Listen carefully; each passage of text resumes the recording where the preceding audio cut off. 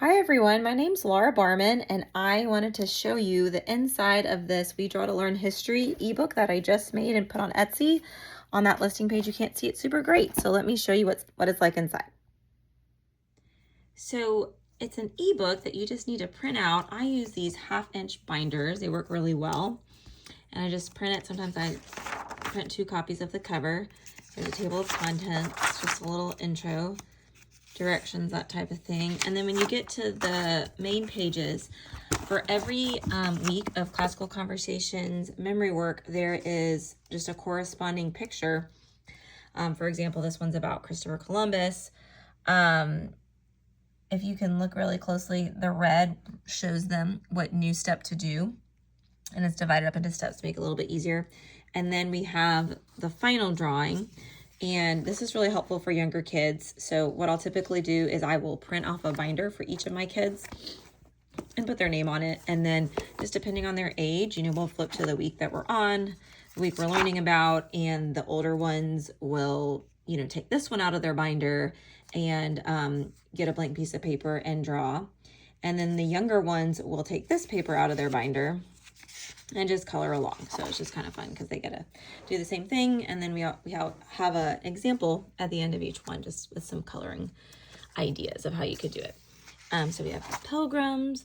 Now some of these, we don't have like the actual memory work, but the topics match perfectly with the memory work for CC Cycle 3, which is American history. So even if you're not doing classical conversations, but just studying American history, a lot of these topics are covered, so anyone can draw along. So we have these pages are hard to flip. George Washington, Louisiana Purchase. We just split this one into 2.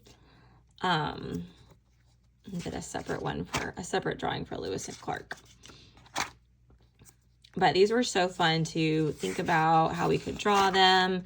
Some are a little bit more challenging than others to figure out how to convert it into a drawing.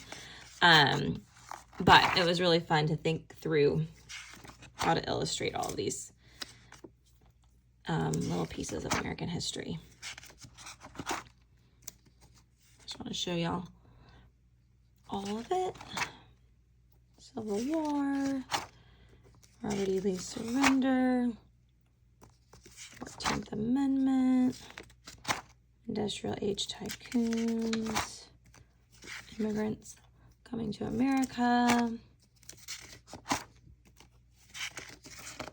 And some of these are a little bit more challenging. Some of them are a little easier. My kids have a little light board that glows, and they will use that sometimes. Now for that, you would have to print it not on 2 sides. I printed this on 2 sides of the paper. You would have to just print on one side, but if you print on one side and put like this one under the whiteboard, the light board, it works perfectly. So they have the light board and then they put this on top and then they put a blank piece of paper and they're able to trace it. And my kids love doing that whenever we're reading about a topic. So actually I will normally get just some plain white paper and just preload these binders with just some white paper in the back flap if it has a pocket, or you could also just pre-hole punch them. And it's nice to pre-hole punch them because then they can just write their name on the paper and stick it right back in the binder and you don't lose the papers, because then at the end of the year it's fun to just look back. And even if you don't color every single one, it's really fun to look back over the year at the ones that the kids have done. We've really enjoyed doing that in our house.